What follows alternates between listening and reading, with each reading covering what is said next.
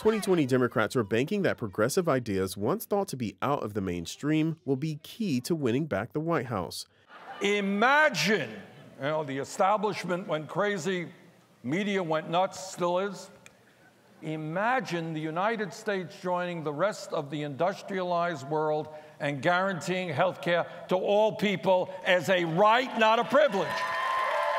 8 2020 Democratic presidential hopefuls gathered in Washington during the We the People Summit to discuss key issues like income inequality, health care, criminal justice reform, and climate change. It was the first major political forum for presidential candidates.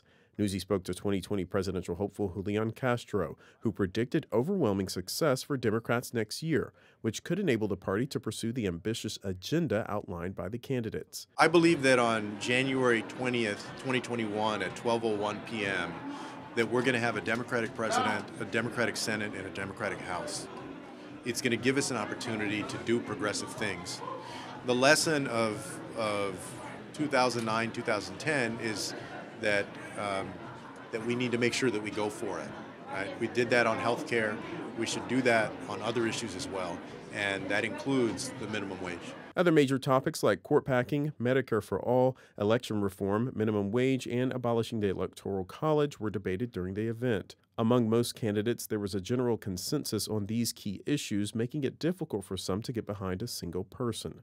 I haven't decided on what candidate that I'm supporting at this time. There are a lot of really interesting people, and I'm interested in hearing from everybody. The first presidential nominating contests aren't until February 2020, but those at the event are ready to support whomever becomes the nominee. Change really doesn't take place in Washington on Capitol Hill. Change really takes place from the bottom up. And so regardless of which candidate gets in office, we're going to really need a movement on the ground amongst advocates and community members to really push one of those candidates who gets elected to actually implement a $15 minimum wage. And so I think that's how it's going to be done. It's going to be done through a grassroots movement.